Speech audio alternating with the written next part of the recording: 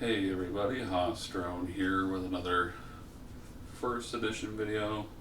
We're just going to again do a video where I just kind of do a stream of consciousness again, go over some of the things that have happened since I posted my last video, just kind of talk about some things off the top of my head, give some thoughts and opinions and so forth.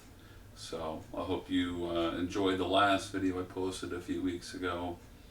I have been pretty busy these last couple of weeks, so I apologize for no videos the last couple of weeks, but you know, it's getting to be spring. This is a very busy time for me. I got a lot of things going on, so. But we'll go ahead and just jump right in. We did have the last week of the March Madness. It appears that 98th Rule of Acquisition has ended up being the winner.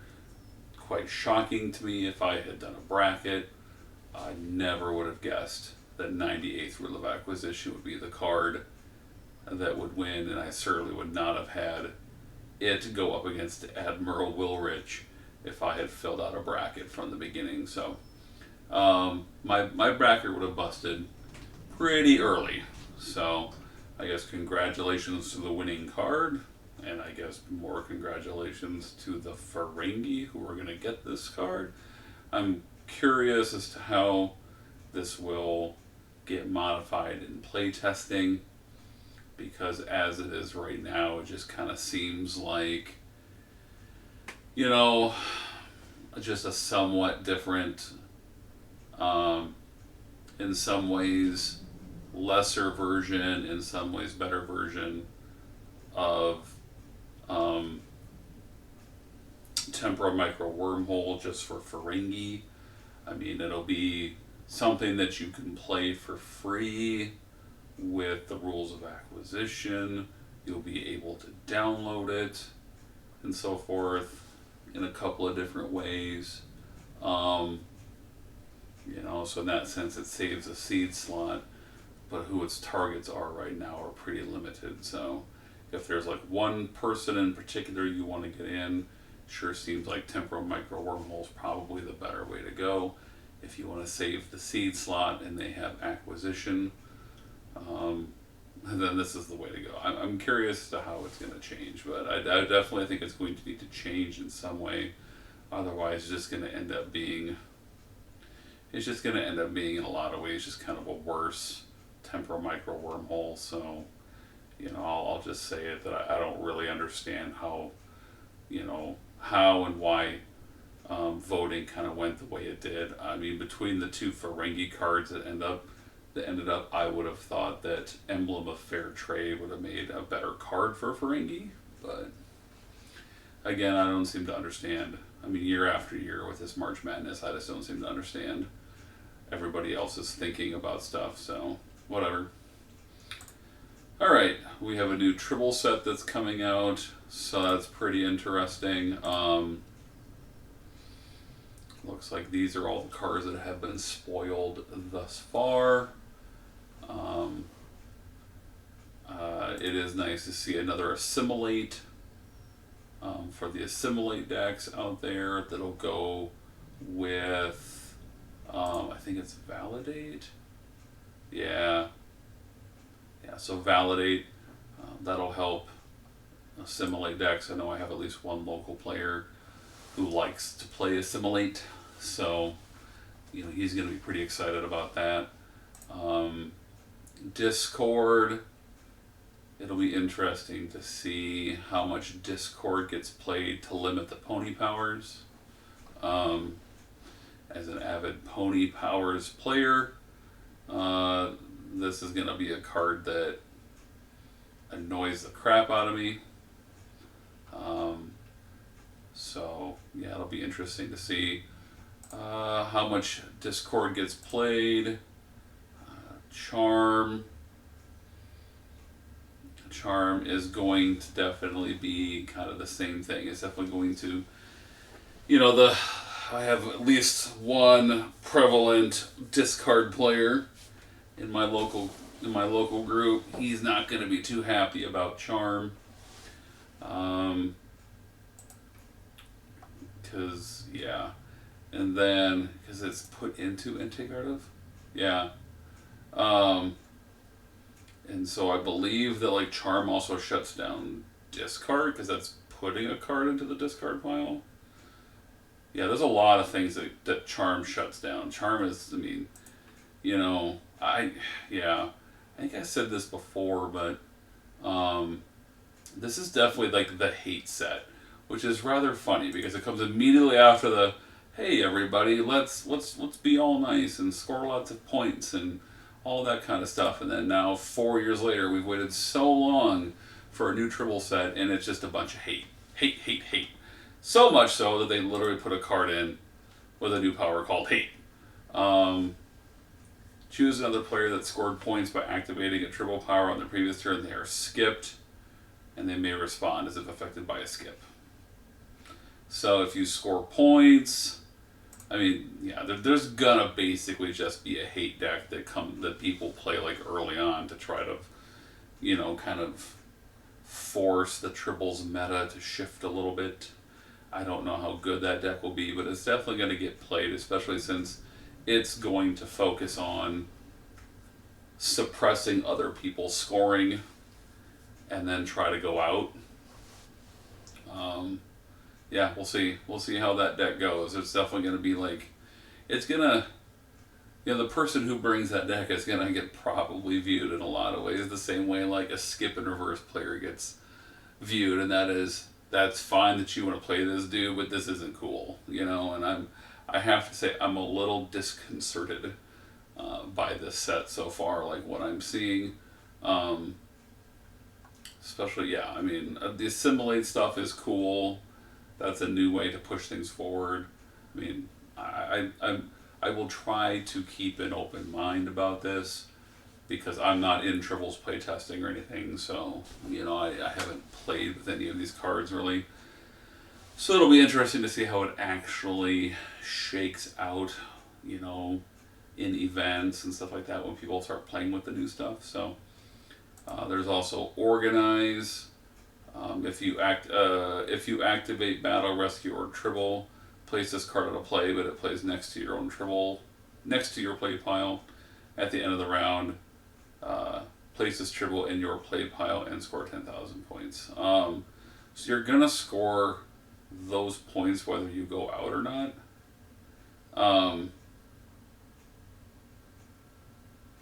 So organize is rather interesting. So as long as you choose not to do battle, rescue, or score any points by you activating a Tribble power, you can still score points if an opponent forces you to, I suppose.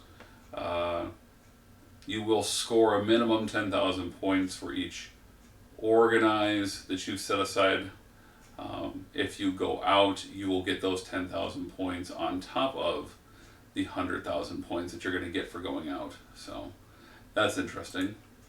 So yeah, I mean, there's definitely some, go screw yourself stuff. There's some let's play the game a little bit differently. There's some let's try to take the game back to the basics. I wouldn't say that I don't like the set yet, but I am just concerned that there's so much there's definitely going to be like some negativity here with discord and charm and hate and stuff like that we'll see how annoying it is. We'll see how much it suppresses people's fun, but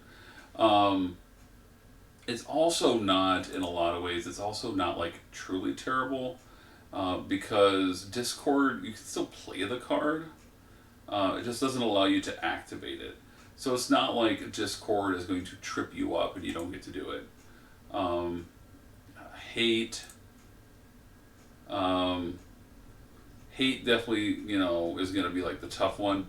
But that person has to play the hate on 10,000. I don't know if there's going to be a hate at a lower denomination. I suspect that there will be. I suspect that we're going to probably see like 100 hate or a 10 hate. So we'll see. We'll see how that shakes out. So that's where Tribbles is at so far. It does release 3 days from now. So in 3 days from when I recorded this video, we'll get a chance to see what the full set is like. So, yeah, that's what's going on with Tribbles.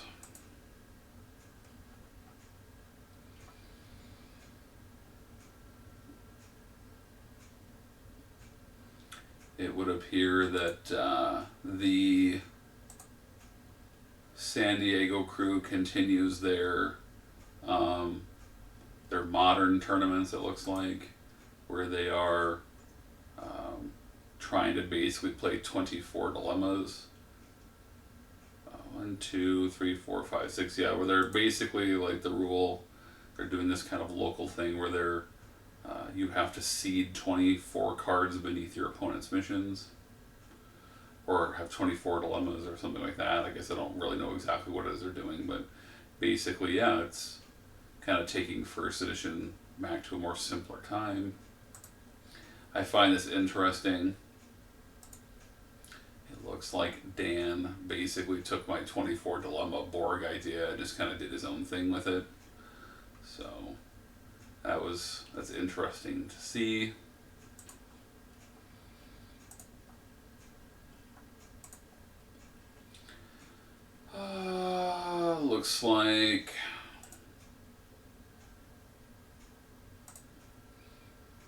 Looks like the Romulus region, they had a 4-person event here, and Robin won with a copy of Michael Van Bremen's deck, which I did a video on where I took it and I modified it.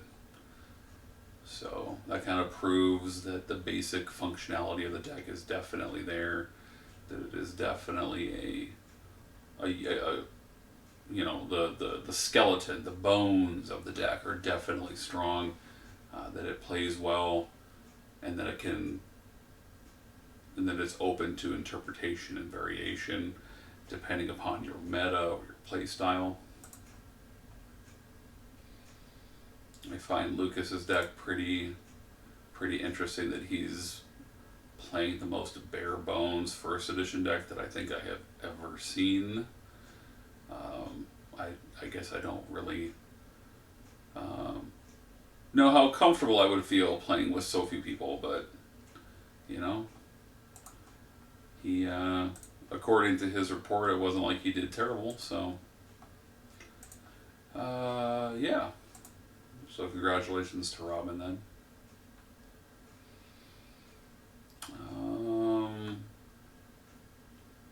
Not going to talk about these triple decks because they're going to be obsolete here in just over a week.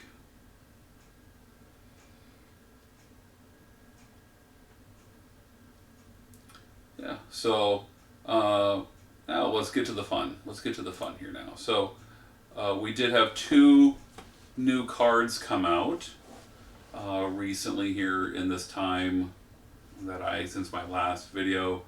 Another like pair of special release cards. The first one is Research Rapid Rotation. It was a winning card from a previous March Madness. This was one of the cards that I did want to see win. I think this is probably the only example of a March Madness card that did well, that I was supporting, that I very much supported. So I am finally excited all these years later for it to come out. I am glad that they did make it the Space Planet duel, because that's basically the only way you can really do the storyline, I think. I'm a little... I mean, the actual mission itself, okay.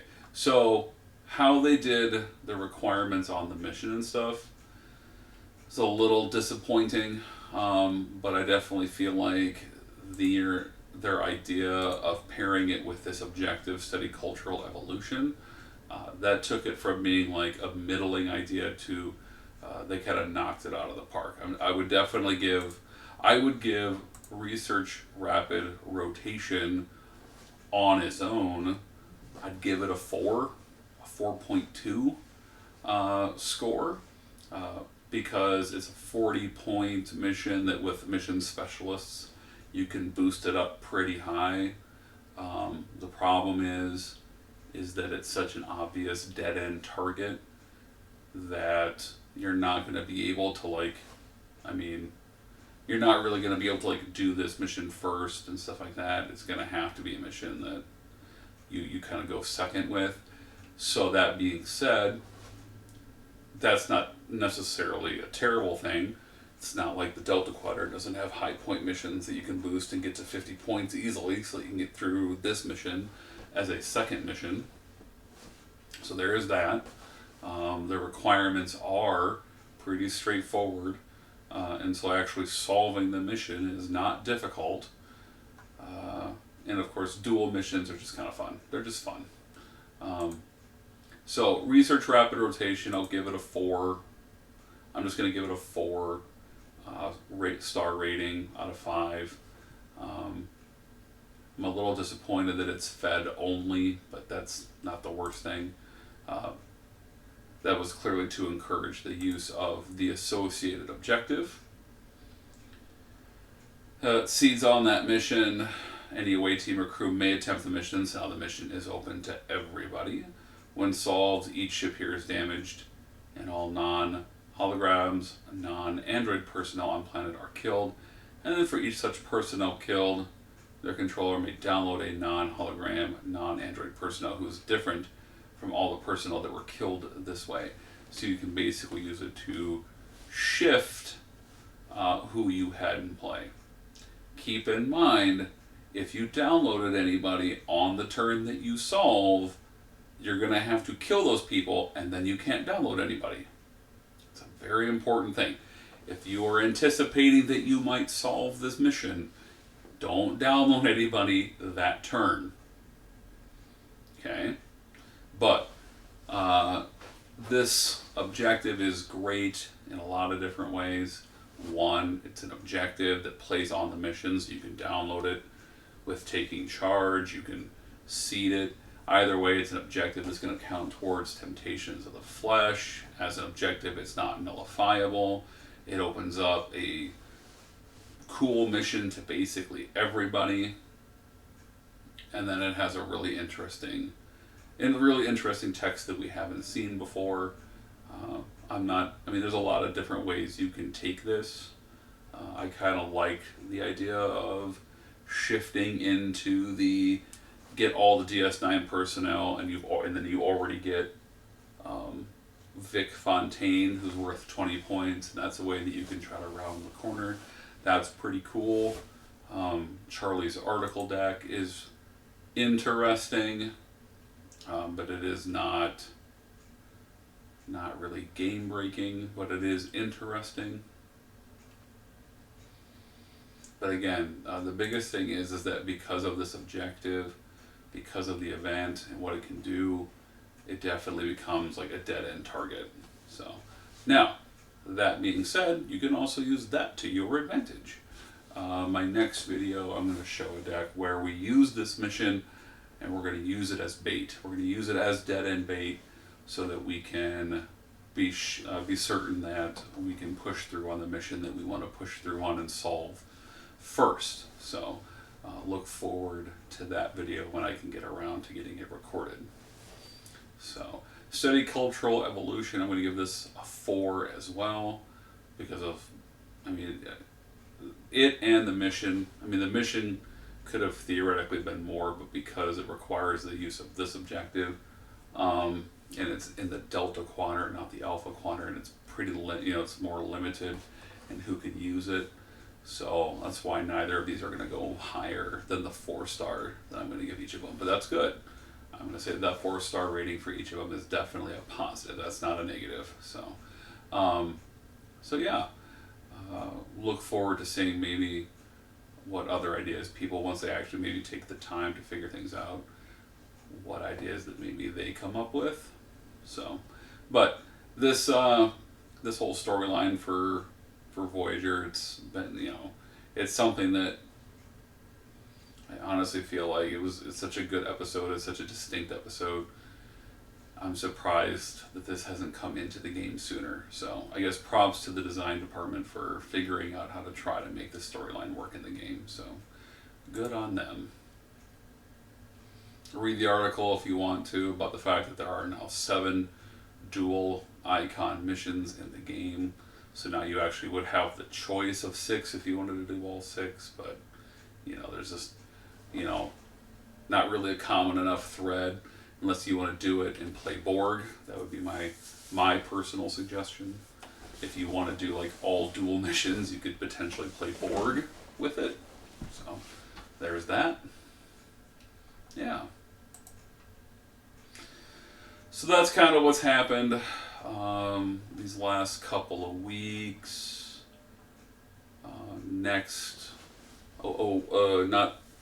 Not this weekend, not the 20th or 21st, but the following weekend. I know there's going to be a tournament in Minneapolis. My local players and I are going to have a tournament, a little warm-up tournament. And then we're going to have the South Dakota Regional on May 18th here in Sioux Falls. Don't really expect many people to show up because I get the feeling that a lot of people are going to save their time and their money to come out in July for Continentals, which is fine. So I'll look forward to that. I do look forward to seeing what kind of shakes out here in regional season. Looks like Austria has a 2E regional and a 1E regional. And looks like there's going to be some top level players at that event, so that'll be really interesting to see what shakes out of that event. I'll actually be in a golf tournament that day, so I'll get to golf, and then I'll get to see at the end of the day how this tournament kind of shook out. So yeah, that'll be interesting. Looks like there's going to be a 2E tournament regional in Georgia that Michael Shea is running. They've already got 6 people pre-registered for that. It'll be interesting to see how that tournament goes. I am caring a little bit more about 2nd edition right now because we're going to go into regional season. So I am working on some stuff for 2E again, surprisingly. Yeah, and then as for what's actually on the books, European Continentals is the week before North American Continentals, so there's going to be back-to-back weekend of Continentals. That's going to be pretty cool.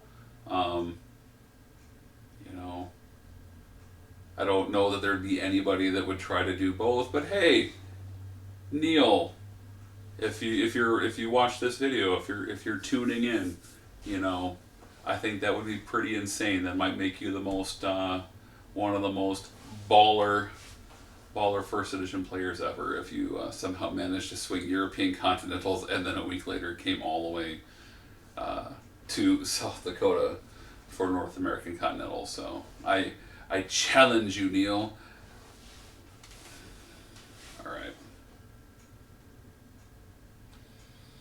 All right, although it looks like that is actually just 2E European Continentals now that I look closer in triples. And then 1E Continentals is going to be in August. So, I guess that Neil probably doesn't play 2nd edition, so I guess it wouldn't necessarily be back-to-back for him. He would travel to North America and then have 2 weeks before he would do Europe. So I guess that would make it even easier for you, Neil. And then Worlds is still coming up here at the end of August, beginning of September. So yeah, it'll be interesting to see who shows up for Worlds. I don't even know who's pre-registered at this point. I would be surprised if anybody is. Oh wow, quite a few. Looks like some local players, some West Coasters. Jared, Chris. Yeah, that'll be interesting. Be interesting to see who shows up to Worlds. So that's really all I've got for this video. As I said, I apologize for kind of going dark here for a couple of weeks, but that's just kind of how it is. Once we get into summer, once we're into tournament season, don't expect a lot of videos with me with new decks or anything like that, because once it gets to summer, I spend my time outdoors golfing, I spend time with the wife and the weens, and so forth. So expect that this summer that most of my videos might be more like this. than they're going to be like new decks or anything like that. So I might just stick strictly to what's new. I might just kind of do like a deck review. I might just pull up, like, focus on a deck that someone played, just kind of talk it out. So stuff like that. So I hope you enjoyed this video. If you haven't already, please subscribe to the channel, like the video if you liked it. Please leave a comment below. If there are like a video type that you'd like to see me try to do, please comment below on that. If it's something that I can do reasonably easily, then I will definitely do those. So leave that in the comments below as well. Again, thank you so much for watching. Have a good rest of your day, rest of your week, whatever. May the profits be with you.